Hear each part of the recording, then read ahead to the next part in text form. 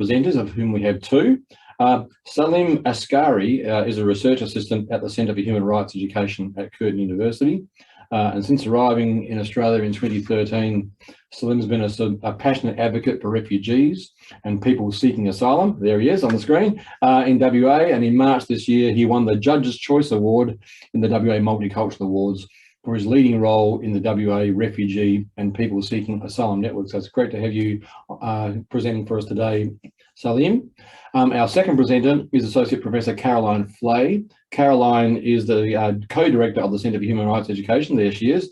And she teaches human rights and engages in research and advocacy with people from asylum-seeking backgrounds. She's written extensively about the impacts on people seeking asylum of indefinite detention and living on a temporary visa in the community. She's also a board member of the Refugee Council of Australia. She's co-convener of the WA Refugee and People Seeking Asylum Network.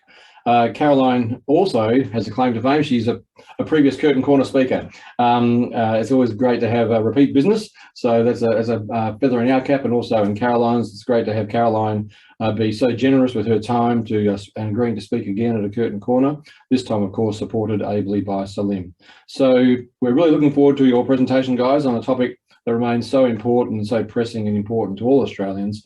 So I think we're going to start with Caroline and then Salim. So Caroline, over to you first, and then we'll move over to Salim, and then we'll have the questions and answers. So thank you, everybody, for coming to Curtin Corner. We're looking forward to Caroline's presentation. Thanks, John. Yes, I'll start and then I'll hand over to Salim. I'm just going to share my screen now. There we go. Okay. So thank you very much, John, and for the invitation. It's always great to be able to present in Curtin Corner. But yeah, slightly different to last time, speaking down the portal to hopefully people, you know, who are listening wherever you may be. I'd also like to start though by acknowledging that I'm here today, and Salim is here today too, on the land of the Whadjuk peoples of the Noongar Nation, and we pay our respects to their elders past and present, and we also acknowledge that this land was never ceded. I'd also like to acknowledge that so many of Australia's First Nations peoples are so generous in welcoming us to their country. And this includes Professor Simon Forrest, who is a recently retired elder in residence here at Curtin, and he specifically extends his welcome to people who have come here seeking asylum. It also includes Uncle Ray Jackson, a Wiradjuri elder who sadly has since passed in 2015. And Uncle Ray used to visit the Villawood Immigration Detention Centre to extend a welcome to people seeking asylum who were there, who were locked up there. And he would issue them, and other elders would issue them with Aboriginal passports. So I mention this to indicate, I guess, some inspiring examples of welcoming people to Australia, and also to highlight what we're going to talk about, which is quite a stark contrast to how current federal government policies differ remarkably from this welcome. I'm just going to start with a bit of terminology, just for those of you who may not perhaps be familiar with the terms refugees and asylum seekers, or people seeking asylum, as we usually refer to it. So if someone is called a refugee, it's because they have been found by a state, by a government such as Australia, to have a well-founded fear of persecution should they return to their country on the grounds of either their race, religion, nationality, membership of a particular social group, and or their political opinion. And that's as defined in the UN Refugee Convention. People seeking asylum, or asylum seekers, refers to people who arrive to a country such as Australia from another country and are seeking to be recognised as a refugee. So we'll be using that term in particular to denote that people who have come to Australia to seek asylum. There are also very different policies and laws in Australia that apply to people from refugee backgrounds, depending on how they arrived. Again, you may be very familiar with this, apologies if so, but just to make it clear. So we have in Australia what's called a humanitarian program. Now, part of that program accepts a certain number of people each year who've been recognised as a refugee or have some other humanitarian need for safety before coming to Australia. And just over 17,000 people were accepted in the year 2018, 2019. So this is pre-COVID. But the Australian government has now dropped the annual intake to 13,500. So this is part of the program that accepts people who come here having already been recognised as a refugee. So we have an offshore component and we have an onshore component as well, which is where Australia also accepts people found to be a refugee after they have arrived to Australia, whether they've arrived by plane or by boat. Now, we're going to be speaking in particular about policies and their impacts of people seeking asylum who've arrived to Australia by boat, because they have been subjected to particularly harsh policies in Australia for much of the past 3 decades, and arguably incredibly so in the last decade. These policies aim to deter people arriving by boat, as well as trying to prevent people arriving by boat. And as we will argue, they also punish people who have managed to come here, even if they've been found to be recognised as a refugee. So there are many policies imposed on people seeking asylum who arrive by boat. I'm just going to mention a few. One of the key ones is that currently in Australia, by law, people who arrive seeking asylum without a valid visa, which is people who arrive by boat, can be locked up indefinitely until their refugee claim is finalised, or until the Minister for Immigration exercises their discretion to allow for their release. Now, as many of you would know, under these laws, they're called mandatory detention laws, which have been laws since 1992. Someone essentially can be imprisoned for years because they came to Australia without a valid visa. So specifically laws that target people who are come by boat. And it doesn't matter how long it may take for their refugee claim to be finalised, or if the processing of their claim has not even started for months or years, they can be kept in that state, in that site of imprisonment indefinitely. So they specifically target people who come by boat, and thousands of people have spent months and many years in sites of immigration detention across Australia. For example, this road there where it says you are approaching a prohibited area, please turn back, is out of Derby, up in the northwest of WA, at a site called the Curtin Immigration Detention Centre. I was a regular visitor there when it was open. And it is an incredibly remote place that is essentially a prison for people, and that's the nature of the detention system in Australia. But also, as you would know, there are sites, or have been sites on Nauru, offshore on the island of Nauru, and also Papua New Guinea's Manus Island. What we also know from much research, and of course from reports and accounts of people who have lived through this experience, that this creates mental and physical harms for people. Long-term indefinite detention causes these harms. We know that, and yet it continues. Another policy is the treatment of people who've been released from detention before their refugee claim is finalised. And this is a situation for some 30,000 people around Australia who have been living in our communities for nearly a decade, some more than a decade, and have waited years for their refugee claim to be processed, including a friend of Salim and mine, Noor there. For people who have been waiting for such a long time for their refugee status, some eventually found to be refugees, but only been given a temporary protection visa. We're going to talk much more about that later, and particularly Salim will talk about that. I just want to flag here, though, that one of the most dreadful aspects of that policy is that it means that if you're on a temporary protection visa, you cannot apply to get your family to join you. That includes your partner and your children and your parents and so on. And again, more on this later. During COVID, we've also seen some other discriminatory policies that are imposed, particularly on people seeking asylum who've come to Australia. This is an image of men who have been in detention in different sites of motels across Australia, because they were brought here from Nauru and Manus Island because they needed medical care.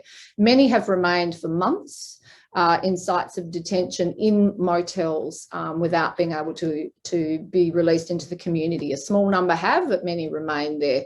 That's incredibly worrying, of course, during COVID, because we know there's an escalated risk of contracting COVID-19 in confined spaces. And you may know the news today is that at least 15 people out of 46 in a Melbourne motel where people seeking asylum have been kept, or people who've been recognised as refugees, have now contracted COVID.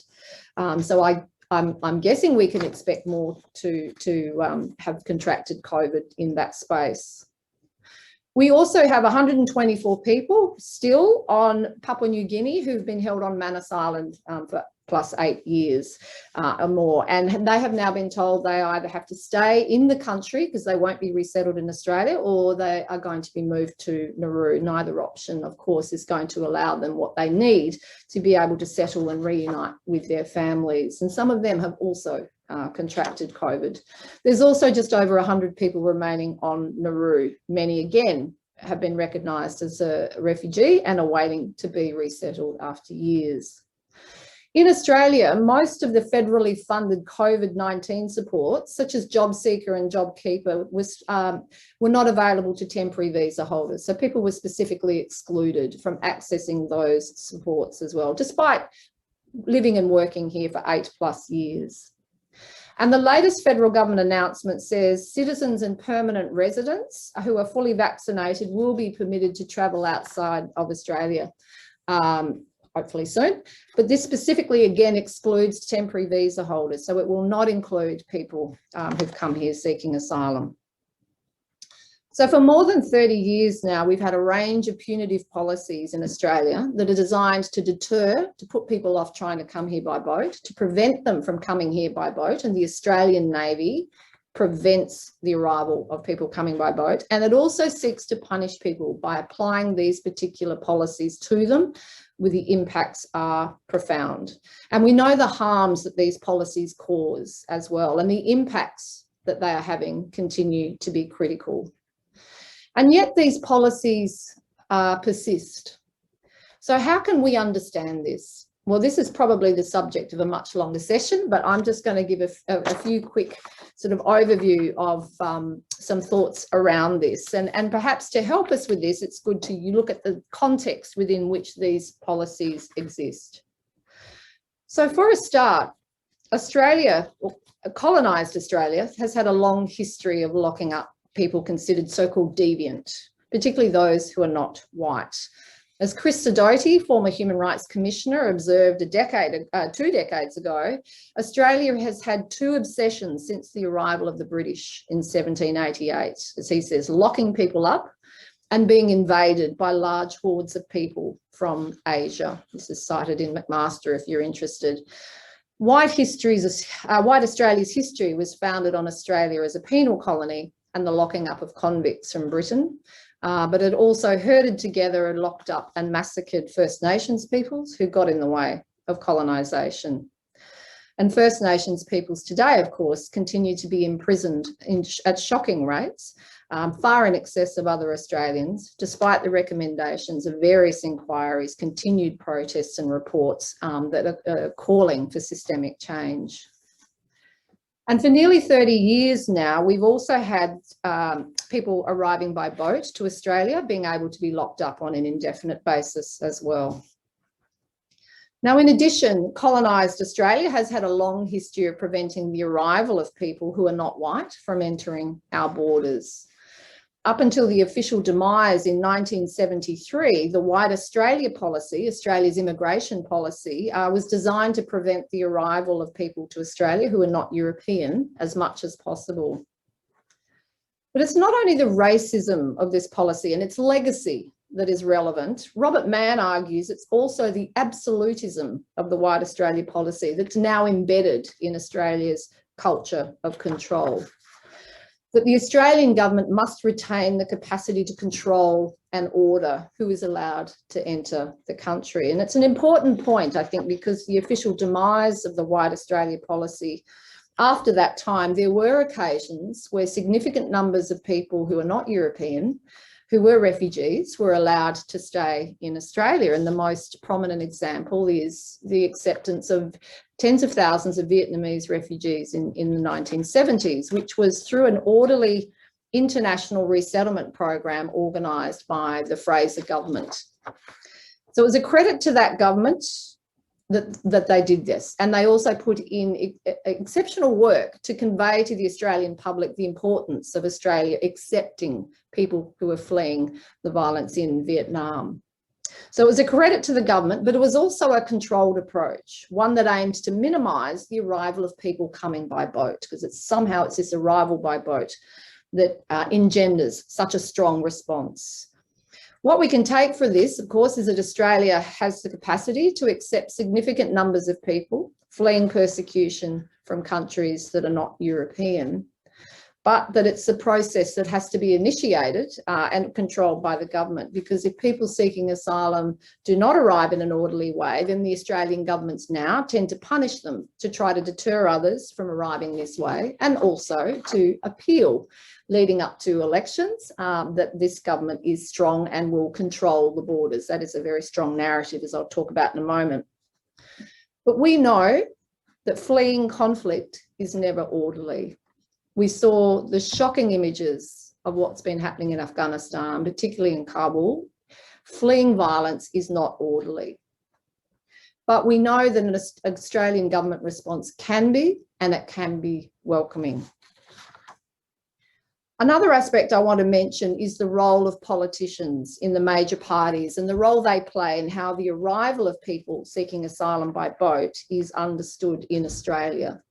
Now, most policies that have been imposed over the past few decades on people seeking asylum have been largely bipartisan.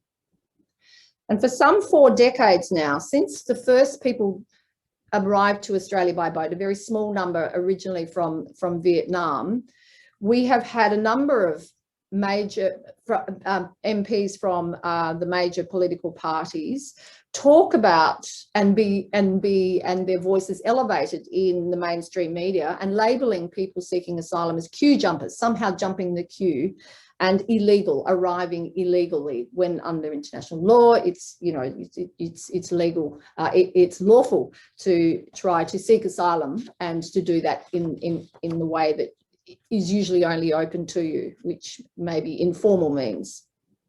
What we can also observe over the last 20 years is that when boat arrivals start to increase, and we're talking about a relatively small number of people compared to the millions who are languishing in countries neighbouring where conflicts are, when a relatively small number of boat arrivals arrive in Australia, the political rhetoric tends to increase. And it has to be said, particularly from the coalition.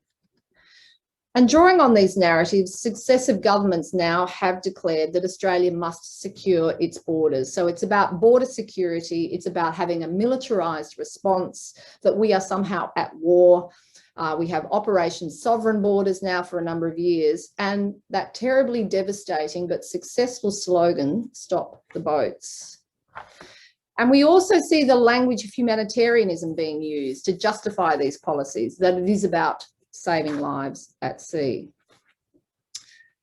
And it's also important, I think, to remember that the mainstream media, there are some excellent journalists who report in a very pointed way about the treatment of people seeking asylum, but there's other elements of the media that privilege public statements by senior politicians on these matters, where journalists perhaps may not always be familiar with the situation or the terms and laws of refugee rights, and are familiar with the impacts of the treatment of asylum seekers in Australia. But essentially what they're doing is relaying the government's message unchallenged to the broader public.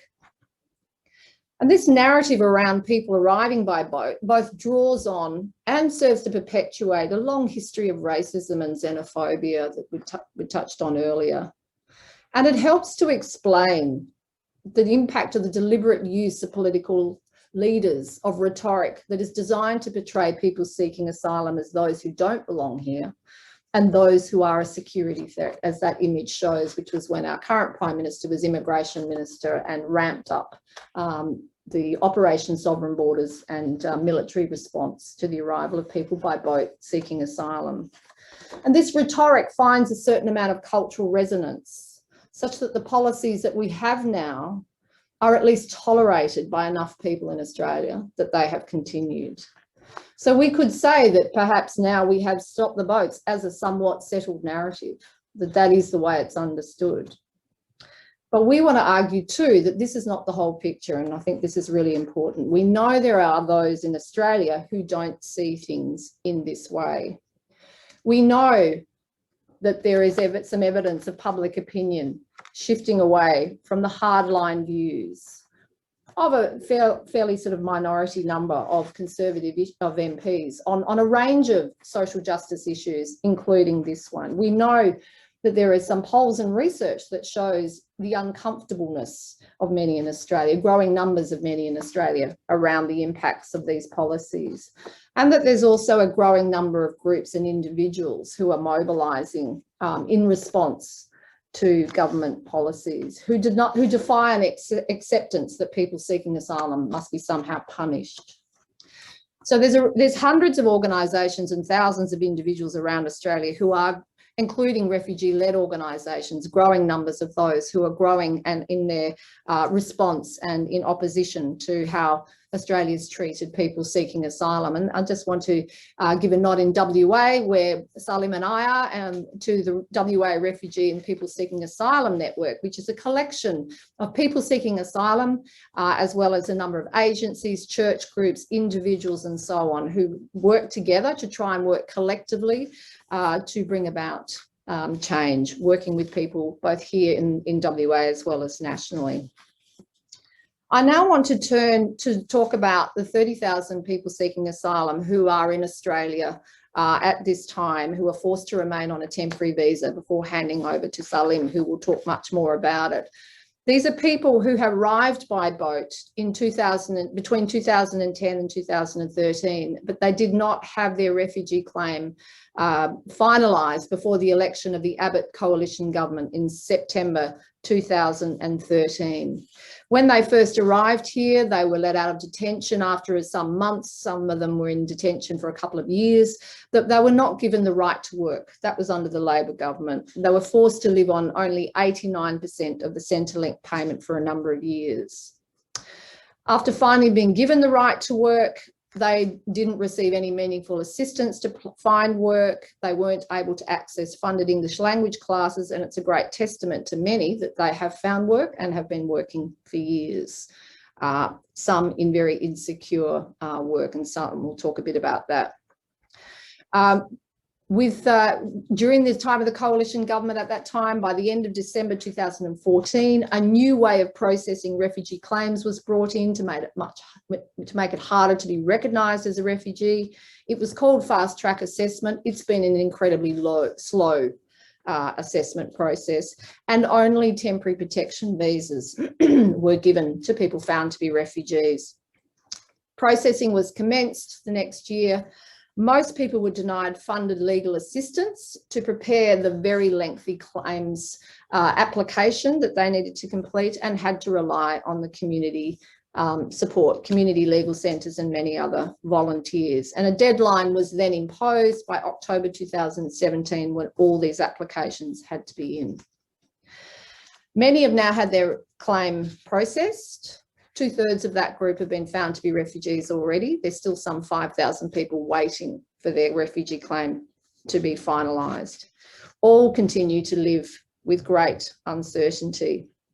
And for those who continue to wait for their refugee claim to be finalised, the small amount of government funding they were eligible if they were unwell and couldn't work or had caring responsibilities, most people in that situation have now lost that access as well. So for those who've been granted a refugee status, their only options are a temporary protection visa, a 3-year temporary protection visa, TPV, or a 5-year safe haven enterprise visa, which is an incredibly complex visa. I'm just going to go through it briefly, and Salim will talk much more about it. This is a 5-year temporary protection visa. It's the safe haven enterprise visa. It holds some prospects for applying for a permanent visa if certain conditions are satisfied. And it's clear, though, that most people on this visa will not meet those conditions. So it holds out the promise of a small chance of getting something permanent at the end of it, which is why most people apply for this visa. But these conditions are onerous. The first part of the condition is that you have to meet what's called a CHEV pathway, which means at the end of 5 years, you may be eligible for a permanent visa, but only if you've worked or studied in what's called a designated regional area for at least 3.5 out of the 5 years of that visa. Now, many have lived in cities that are not CHEV regional areas for years before they even got a CHEV visa. So that means people worked, developed skills in particular areas and expertise, developed community ties, studying and so on in non-CHEV regional areas, which means it's very difficult to then have to try to find work in another area, particularly in a regional area afterwards. So the major capital cities such as Melbourne, Sydney and Brisbane are not CHEV regional areas, and neither is Perth, despite Adelaide, some of the smaller cities, Canberra and Hobart being CHEV regions. So it's very difficult to meet that particular pathway. But even if you do meet that pathway, the visas that are on offer at the end of that pathway are also quite onerous for their conditions, such as some skilled visas, which have very high English language requirements, in many respects higher than what's expected for people to get into university. Just finally, we know too that many CHEV visa holders and TPV holders have been working for years, and because they can't get their families here, supporting their families back home. John Van Coy has written a report that details the experiences of people, what we know of people in this situation around Australia. We know that 90% are at peak earning ages, they have functional English, and many have years of sought after experience in areas such as construction, carpenters, builders, personal carers, chefs, and so on, areas where there are skills shortages. But because they're on temporary visas, they cannot buy their own homes, they cannot invest in their business because of the nature of that visa. And most importantly, they cannot bring their families here. So granting permanency and family reunion would lead economically to better labour market outcomes for those people. That would incentivise domestic consumption and investment and reduce the cost of reprocessing visa applications. That's going to cost the government $300 million to reprocess people's applications once their visas expire. I'll give a nod to John Van Coy's report there because it's detailed really well in that. I'm now going to hand over to Salim, who will speak more about the daily realities of living on a CHEV visa, as Salim is on that CHEV visa. And he'll also talk more broadly about the situation facing others. Thanks, Salim.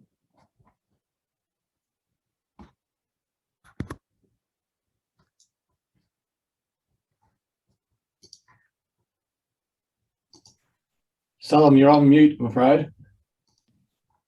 Is it okay now? Yep. That's correct, perfect. Okay. Thanks, Caroline. Thanks, John, for giving me this opportunity to speak my experience and the people who lives in my circumstances in the community. And I also acknowledge to the traditional owner of the land, which I live today, which is the Whadjuk people of Noongar Nation. And I pay my respect to the elders of the past, present, and emerging. Today, I'm going to give a little bit of background on when I came here and what did I do, and the reality of the life that we and most of the people who are the same circumstances as me go through in their daily life. As you all know, my name is Salim, and I am a Hazara refugee from Afghanistan, and I fled the country almost 9 years ago. And I got here in 2013, and I've been living in Perth ever since. And in the beginning, when we went to detention for first 2-3 months, I was detained in Christmas Island and then moved to Wickham Pine in Darwin. And then after 3 or 4 months, I remember, then I moved to community because there was a lot of people and the overcrowded detention center. Now we were given these bridging visas, which was temporary, and it was only a 6 month, I think. And there was basically no work rights, and there was no rights to education, except the 6 weeks, as Caroline mentioned earlier, that the free English classes for a period of 6 weeks that I can recall. And there was obviously no rights to travel and anything like that. So beginning to realize that they are in this sort of like difficult and this precarious, uncertain situation is difficult itself, but I would, and that now that I can remember, I would never thought that it would go like this for more than a year. But then it eventually went for more than 3 years that I've been living in this endless sort of like updating this temporary visa, this bridging visas upon bridging visas. And now on this point, like usually people say that when you're in this difficult situation, you have to always hope for the best and you stick with your, with your plan and you do this or that. But the fact of the matter is that no matter how strong or resilient a person can be or a person is, but once you see no end to this uncertain future, to this precarious nature of your visa, then it's extremely hard to rely on just saying that just hope for the best, because the word means nothing when you see no glimpse of hope at the end of the tunnel. So that's why sometimes some of us could not manage and could not stay positive in the process, and we have lost people who have not survived this cruel system. And that is a reality. But that does not mean that these people were less resilient or these people were not strong. That is not the point. The point is the endless, precarious nature of the visa without any sort of light at the end of the tunnel. So moving from bridging visa, which was itself a temporary, but now we go to this SHEV, which Caroline spoke earlier about the SHEV and TPV, which basically both of them are temporary visas, and SHEV is a 5-year visa and TPV is a 3-year visa, temporary visa. So I got to choose the SHEV visa, and I thought that it would help me somehow because of the slim prospect of applying for permanency at the end of it. And that's why I chose to apply for the SHEV, not knowing the fact that even though I, for example, meet the requirements of the regional, but there are a lot to be, in order to be able to apply for permanency at the end of it, you have to go through all this sort of assessment, and you have to meet the requirements of attending. For example, you have to either study for 3.5 years, or you have to work, or you have to do the combination of both in the designated regional area, which Caroline gave a explanation about that. And the Perth was not part of it. So, but we were hoping that we might get Perth included as a SHEV region. And that's why most of the people chose to apply for the SHEV. And now with this visa, even though if I meet the requirements of this postcode, so for example, even if I don't get the social security claims, if I do a study, but the end of it, in order to apply for a SHEV, for another skilled visa, which is a permanent or even a temporary skilled visa, you have to then go through all this assessment, skills assessment, and the English test, and this age requirement. There's this whole another level of stress and anxiety over these kind of visas that you can go through in order to get to the end point, which is the permanency. So for instance, there's an age limit for some of the skilled visas, which is under 45. And you have to be, when you apply, you have to be under 45 for some of the skilled visa. You have to have a sponsor. For example, you cannot do a sole trader because nobody is going to sponsor you then. So, and the problem with that is that most people in our community and most people who lives in the community in this sort of visas, they are mostly sole trader. So they work and, contract on their, on Australian business number. So now they don't have a boss, so nobody is going to sponsor them at the end of it. And also they have to qualify, or they have to meet the requirements of at least 6-month IELTS, which is a university level English. And it is really hard, especially the English test is really hard. Even I'm hoping that I can make you understand my English is not that bad, but I still struggle to get it at 6.5 IELTS. So to give you an example and to put that in perspective, like imagine an Afghan mom and dad who arrived 10 years ago at the age of 35 in Australia. And for that obvious reason that for the last 4 decades of war, they have not been able to get education. Now they have to go through all these highly professional English test assessment, and then there's the skill requirement test in order to apply for one of the skilled visas. So a person who are illiterate in their own language, and when they arrived in Australia 10 years ago at the age of 35, now he or she is literally not able to, even if meet all the requirements, because of the age, he or she will not be able to apply for a skilled visa in Australia because of the age limit, or because they are illiterate in their own language and they cannot apply, even though they can communicate in English, but they cannot, professionally speaks English the way a university lecturer does. And that's the reality of, this highly required test for these people, which is really the difficult part of these visas. So for majority of this cohort, it is basically impossible. But despite the fact that it is, every one of us know that it is impossible that we can get this, but that, the terminology that you stay hopeful and you hope for the best, and sometimes it is just a desperation that you hope and that you might get at the end of it, even though it doesn't sound achievable at the moment.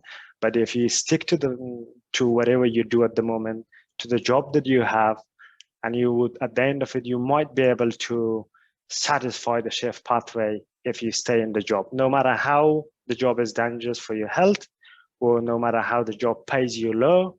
But because you need a boss to sponsor you, and you need the skills to be assessed based on that, so you have to stay wherever you are, and you hope for the best, and wait that whatever it happens next. But we know that these people are being misused, people are being mistreated in the work and in employment because of the desperation that they have, because of this precarious nature of the visas. And also there's as I spoke earlier, the health issues, and also there's exploitation, and also it is the fear of possible rejection for future claims. As Caroline mentioned earlier, every time after the temporary visa finish, you have to reapply, and your case has to be reassessed based on the current circumstances. So there's always a fear of the possible rejection of the future claims, and also not being able to invest and plan for the future in the community. So for example, in terms of the health issues, there are a few really serious issues at the moment that I personally know of a few persons that they are having very serious health issues in terms of risky environment that causes these dangerous diseases like silicosis or other injuries, maybe back pain or some other problems that they have. But because they are in this sort of temporary visa, which is not known what's going to happen next, they are pretty much risking their own life to stay where they are. Because the logic that they use is, I cannot afford to lose a job at this moment, and I cannot afford to go from job to job, or for example, to find an excuse for myself that, oh, I am sick, or I have a back pain, and this or that. I have to stay wherever they are. Because I need to support my family. And in case of Afghanistan, it's much even serious now, that you have to seriously take into consideration of the people that lives in Afghanistan. So people who have family back in Afghanistan, they literally does not care whatever it's, so in terms of the risk that their workplace involved in. As long as they have the job, as long as they have the employment, they're pretty happy to do. And this is very dangerous for them, for their health especially. So, and also the exploitation, which is another big problem. People are being underpaid, and people are not, speaking up against the misuses or the abuses of power of their bosses. And because of the fear of losing job, and because of some of them do not speak English well, they say that if we lose this opportunity that we have now with the current visa and with this sort of my English level of English ability to speak, they might probably not be able to find another employment. So that's why they just stay whenever they are, and they just tolerate whatever happens to them, which is another serious issue in my point of view, that it needs to be looked into and it needs to be considered in terms of the this long-term community building and the social cohesion. We need to look after these people in the long run and in the short run. And also the fear of possible rejection of the claim, which always, people fear that if I don't have much time, there's always this sense of urgency that you do not have a lot of time, for example, at least you're not sure whether you have enough time or not. So that's why you don't have to be, really mindful or cautious of the fact that this job is not suited for you, this job does not suit you, or this job is dangerous in terms of health. So people usually overlook this sort of issue.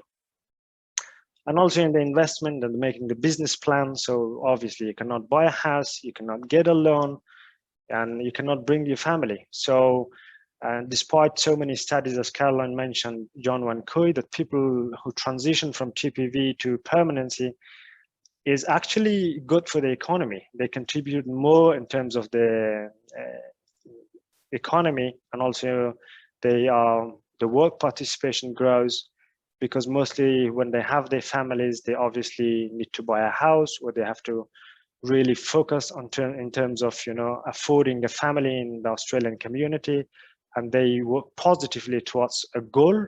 And that's why it's really important for these people in order to be able to find themselves in a society that they deserve to live with. They have to have some sort of security in terms of job, employment, visas and citizenship and things like that, and which is really important in order for us to look forward, thinking about the policies and advocacies. Then another issue that I usually, especially now, is that I needed to talk a little bit about is the COVID-19 and the fear of losing job in the midst of COVID-19 among this cohort that I represent, the TPV and SHEV and the bridging visas. So, for example, COVID-19 has put us all through this difficult time, regardless of who we are or where we live. However, what was different among people like us was the lack of support from the government. And if there was any, there was this fear of using that support. For example, there was, and there still is a perception that if a person from people seeking asylum background who lives on TPV or SHEV, or for example, in bridging visa, and came here by birth, uses the social security, government will flag them, and they use it as a negative points against their asylum seeking asylum case claim in the future. And this fear is real fear. And I don't know whether the government will use them against it or not, but I have seen people come up to me that they are struggling financially especially in the midst of COVID-19, and there was no support of JobKeeper and stuff like that. But the people were not even, considering the fact to apply for job seeker, or some of them were applied for job Centrelink. So because of the fear that these might be used as a negative points against their future claims in asylum claim, which is another problem for us, especially those who live in these circumstances that you cannot even for example, pay your bill. And that is obviously another layer of anxiety, which is using this legitimate help available for anyone in need of time, but in times of difficulty like COVID. But people cannot use it because they have this fear and this uncertainty that they might be used against them. And also, speaking of COVID, I have to speak about the role of family, especially in refugees' life. I mean, most of us have family back home, either some of us married or people who are not married, but they still have family. And I've always referred and spoken about the role of the family in a refugee life is very important. And it is, we often see that, unfortunately, the role of the family is not get the necessary attention that it needs. People talk a lot about mental health and its impact on the society. And people talk a lot about the need of, for example, sports, hobbies, and counseling to tackle the issue of people's stress, anxiety, or fear of uncertainty in the future. But we do not talk enough about the impact of family separation. We do not, talk about the impact of living away 10 years from, for example, one's kids or loved ones. And it used to be difficult to explain to the people that even though I'm physically safe and sound in here, nobody is going to harm me in this country, but still I do not feel safe, and the reason for that was that this constant mental trauma and this constant mental torture that I go through in my daily life, it is way worse than, being in danger physically, because you live in a supposedly safe environment, but still you're not. And this is very difficult. You just lock yourself in a room and you stay and you wait for 10 years to get to your family. And you always have this, terminology that you hope for the best. But no one never asks for how long you have to be that strong person and how long you have to just justify the fact that, okay, you are safe here, no problem, you stay there, it will be okay. It's already been 10 years. And the family rule cannot be overlooked any more than that. It is almost catastrophic for people in the community with their love, with their family, as we see the cases of suicide and these self-harm every day in the community among this cohort of people. And also, the reason that I use the COVID example and relating to the family is more about this actual experience, the first-hand experience that every one of us has experienced in the last year or so. It gave every one of us the real test of how a family separation looks like. And that's why, it's always difficult, and it's always, and if it was not because of COVID, I would not imagine people would understand as much as they do now the value that a family brings to some person's mental health and the value that family brings to the society and the social cohesion that everybody, the politician talks about. It has to be considered. The role of family has to be the first if you're going to tackle the issue of refugees and people seeking asylum and the mental health issues of these people. And the last issue that I want to talk about is the way to look forward, and also on that note of the family, people always tell you that in order to be able to challenge or tackle the issue of family separation, you have to go and seek counsel. I'm not against seeking counseling. Counseling is always an option to go and asking for help. But for me, I believe that for those of us who are in pain and in anguish because of a family separation for a decade, the best counselor that actually makes any of us feel healed is the family and loved ones to be reunited with them. And that's my way forward, and that's what I think is the point, and that is the solution for the people, and eventually for the social cohesion that everybody loves to talk about. because most of these people that they are suffering this mental trauma and this sort of anxiety and fear is because of this decade-long emotional detachment that they have been, suffering from. And it's a mental trauma that they have been going through in their daily lives. Everyone needs their loved ones when they are in a rough time. But with these people, instead of getting help in the difficult times, they are getting excluded from that particular help that can be helpful, that can be healing in these difficulties. And you see that politicians come up straight and say that because you've come here by about 10 years ago, therefore, even if you are from Afghanistan, you are not allowed to sponsor your family because apparently you have sought asylum through quote illegal, maritime arrival. And that is the policy, and that is really catastrophically putting people into many aspects of difficulty and danger in their daily lives. And on that note, what we need to do is to mobilize enough people to pressure politicians to allow these people to be reunited with their families. And with some of us these days, it's very, very difficult to cope with everything which is happening. And those of us, especially from Afghanistan, what is being unfolded in Afghanistan is absolutely unimaginable.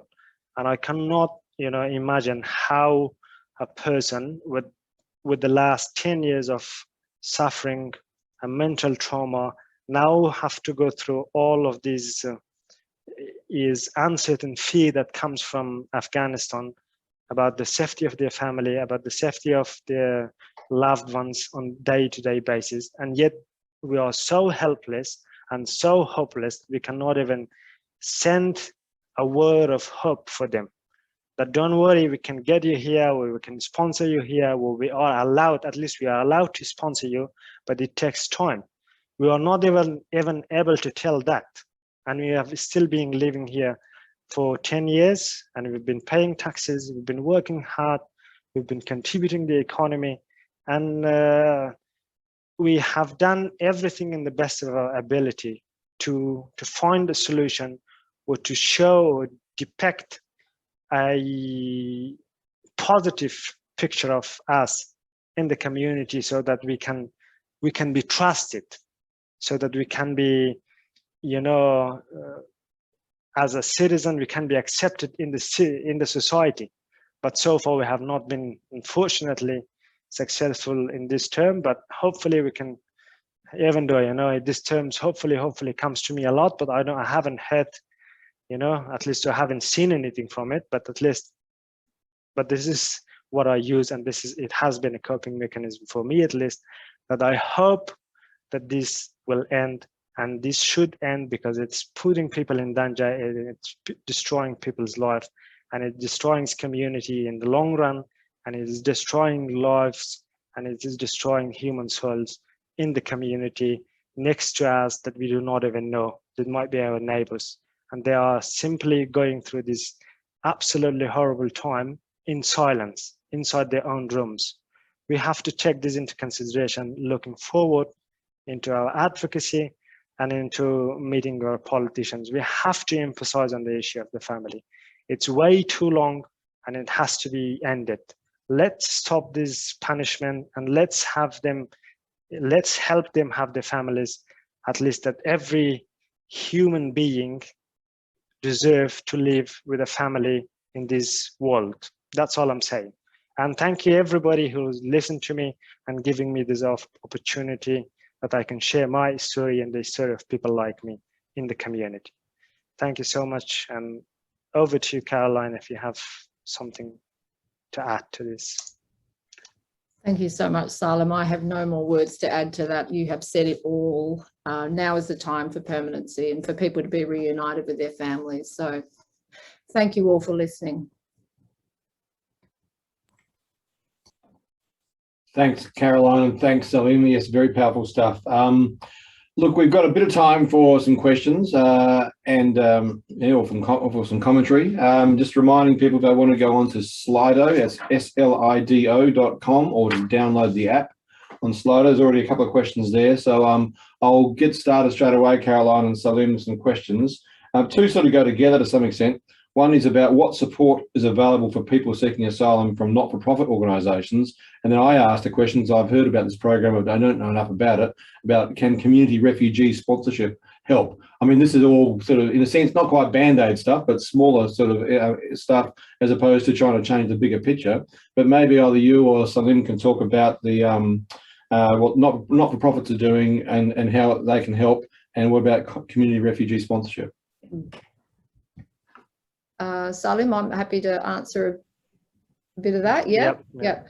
So yes, there are not-for-profit organisations who do what they can. I mean, there's very little. One thing, the important thing to know, there is very little funding to support people in this situation. So there's very little government funding to support people. In fact, people who need extraordinary amounts of support, for example, who've been locked up in detention for years, like people who are on Nauru and Manus, are not eligible for many supports at all once they're released into the community. So it's up to the not-for-profit and non-government organisations and many volunteers to try to do what they can, and many people, refugee communities, refugee-led organisations as well. So there's an extraordinary amount of work that goes on in that space too. But it's very, very difficult. So for example, when all the processing of, some 30,000 people who were in the community whose refugee claims needed to be processed, and most were denied access to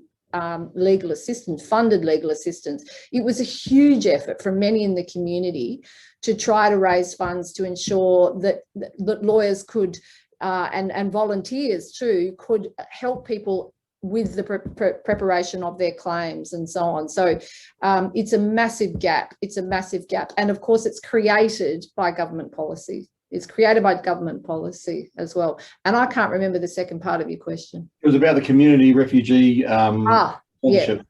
Yeah,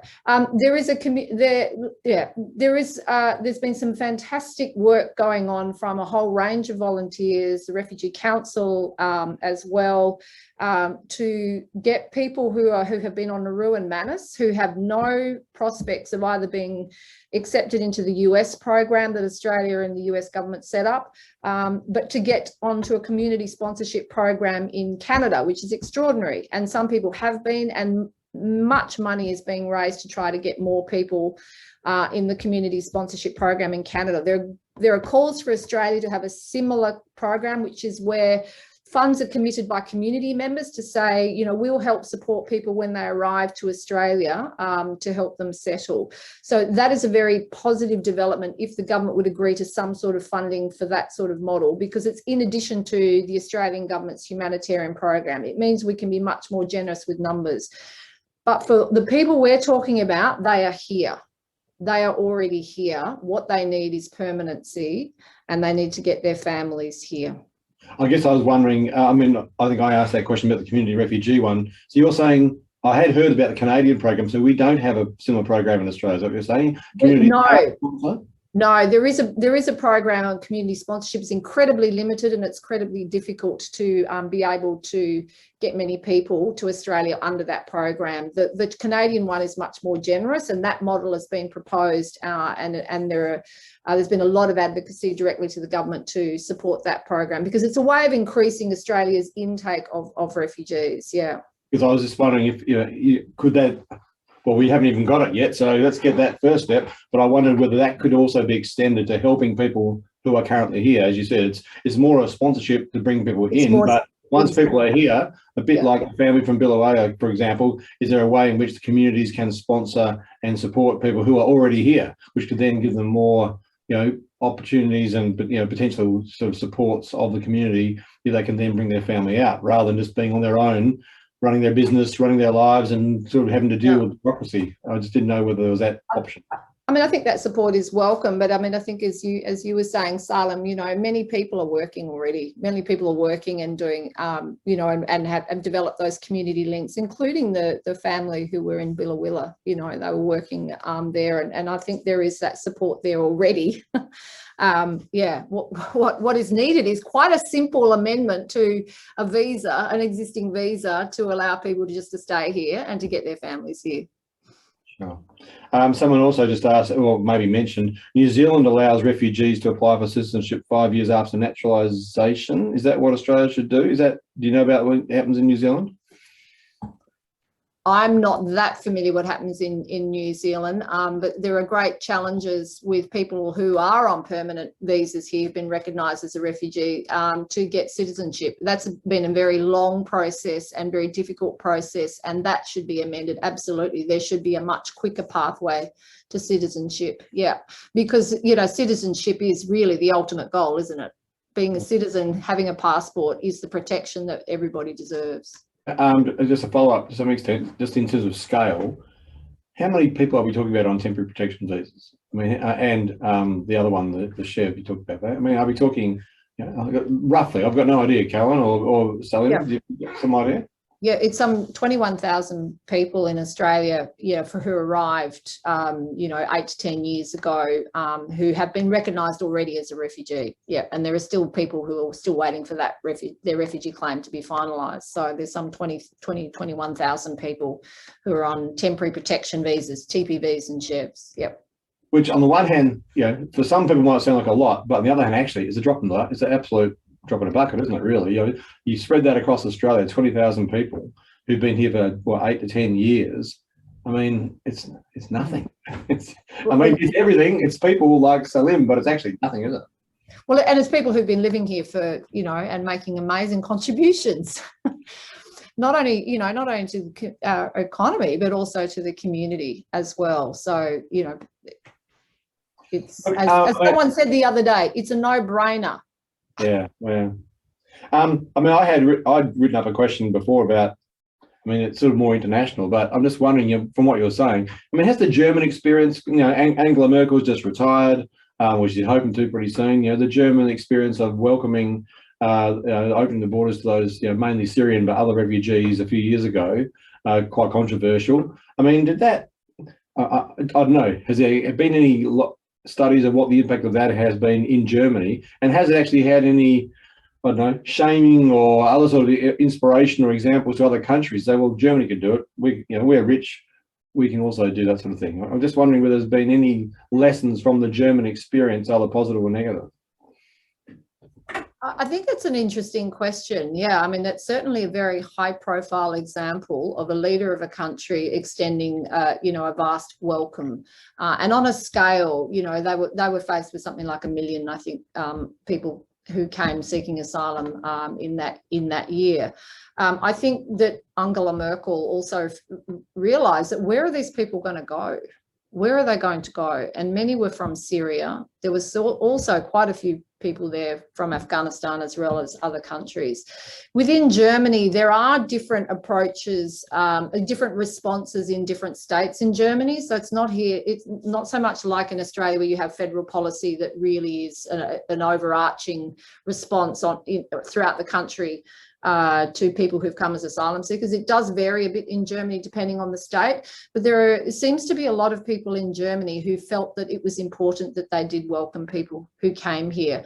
And it's interesting, as there's research that sort of explores this and talks a bit about the reckoning that many in Germany have gone through with their past, and recognising that it's important to respond with compassion. And I think that's really interesting. And I think it's a bit why I talked earlier on about the need for that sort of reckoning here, the need for reckoning with our own past. But I think one of the things that's really missed is the fact that most refugees, most people seeking asylum throughout the world are in countries neighbouring the one they fled. And they are not wealthy countries. They're the ones with literally millions of refugees, countries neighbouring Afghanistan like Iran and Pakistan, countries neighbouring Syria that have millions of refugees. Most wealthy countries never see those numbers. Even Western Europe during, in 2015, even Western Europe did not see the numbers that the neighbouring countries see. They are the ones we should be learning from, and they're the ones struggling to cope. So we should be supporting them as well as accepting the relatively few people that make it to Australia. What we should be doing is doing as much as we can to support people here and to support their families. Yeah. Just a quick follow-up from that to some extent. It sort of does link into both the German question and also to what you just said. I mean, under international law, do people seeking asylum have a right, and I'm sure this means a right in inverted commas, to choose, in inverted commas, their preferred destination country? I mean, like if you're in a refugee camp in, I don't know, on the border of Syria and Jordan or somewhere, or Iraq or whatever, I mean, do you get and the UNHCR comes by and declares, yes, we can try and find you a country for you to settle in? I mean, to what extent do you get a choice in inverted commas? I guess this was the issue in Europe when the Germans, the border countries, if you like, the Italys, the Hungaries, or whatever, were saying, well, we're not taking them, and Germany eventually said, we'll take them. And so I don't know whether that was if you like the recipient countries saying we'll take them, but to some extent I guess there's a possibility maybe two countries were going to be generous and said yes, we'll take them. Do the refugees, if you like, in those circumstances, or people seeking asylum, get a chance to choose? Because of course, you talked about Vietnam before. I mean, a lot of Vietnamese refugees went to Canada, they went to the US, they went to Australia. We've got Afghan refugees and others who are getting on boats. To what extent do they have the right to choose their destination country? Because I think that's often one of the issues that possibly causes some angst in the community, to say, well, why have they chosen Australia? We're a long way away. Why couldn't they have chosen somewhere else? We'll do our bit, but it seems like they're dictating where they should come to. You know what I mean? So it's part of that whole experience, even though, given all the things we've just said about, look, we're talking about a relatively small number of people who surely we can be generous and help. But there's that issue about the choice, and it's an international law thing. I don't know what the issue is. What the answer is to that. I'm not sure under international law either. But in asylum, this might be something you might want to add to as well. I think when you're fleeing persecution and there are no formal options open to you. For example, if you're fleeing persecution in Afghanistan and you try and get on a flight to Australia, you won't be able to do it because you won't have a visa, and you won't be granted a visa because they'll think that you're going to claim protection when you get here. So what do? You choose an option where you can go somewhere safe. So in a sense, I very much doubt that there is this sort of, options of where would I like to go? What are the options available to me? And I do think, though, many people quite understandably want to come to a country where they have links, whether it's family or friends or knowing someone, who might be there, who might be able to help when you get there. Is there anything you wanted to add to that, though, Salman? I mean, yeah, that was perfectly, what's what I wanted to say. But in terms of like sometimes that we are, see people that say that, oh, these people are pickers, they pick the countries where they go. And the thing with as far as I personally thought why I chose Australia was that at those difficult times, you can only see that which country accept refugees. So that's one thing that you can always, I mean, if I am in being threatened or I have, in a difficult situation, I need to find a way for me and my family. So obviously I cannot just go anywhere, like I have to choose a country where they can, allow me to apply for asylum and where they would allow me to be reunited with the family. But if I go to, like, for example, and also it has to be like in the country of the signatory of the United Nations. So Australia is one of them and Germany is another one, Europe. So it's perfectly, difficult with any of the countries. So if you, for example, why not Europe? Europe is as difficult to get as Australia. So everybody just throwing themselves into this sort of chance that let's go, this country is accepting refugee at the moment, and let's go. If you could get there, we possibly would be able to make a life for us and our family, ultimately, that we can be reunited. And that is the whole idea. It is not about anything else apart from being able to apply for a country that is easier to seek asylum. That was my experience, and that's what I had in mind. And I think that's what everybody does. Well, Salim and Caroline, I wish Australia was more welcoming. I wish we did do better. We can still fight, and people like you and Salim and Caroline are still fighting the fight, and I'm sure there are plenty of others out there who are hoping to support you. And you know, there's a little bit of light at the end of the tunnel, it seems, at the next election potentially, and maybe there's other ways forward as well. So we wish you all the best. You don't want to hear that, you know, things are going to get better, but let's hope they do. And hopefully events like this will help it a little along the way. So thank you again so much for speaking to us, you Caroline and you Salim, and to everybody who's been watching. And make sure you get your colleagues and friends to watch again if you couldn't watch this time around on our website. So thanks again, Caroline and Salim. Thank you, John. Thank you, John. Thanks. And to everybody else, just a quick reminder, we have our last curtain quarter next week. It's going to be the speaker, Mr. Neil Kavanagh. He's the Chief Scientist at Woodside Energy, talking on this topic of getting Australian university research deployed in industry, what needs to happen. So that'll be our last curtain corner for the year. Make sure you go onto our website, look at previous curtain corners, tell your friends and colleagues about this one, and we'll see you next week. Have a good weekend. And once again, thanks very much to Salim and Caroline. Good night. Thank you.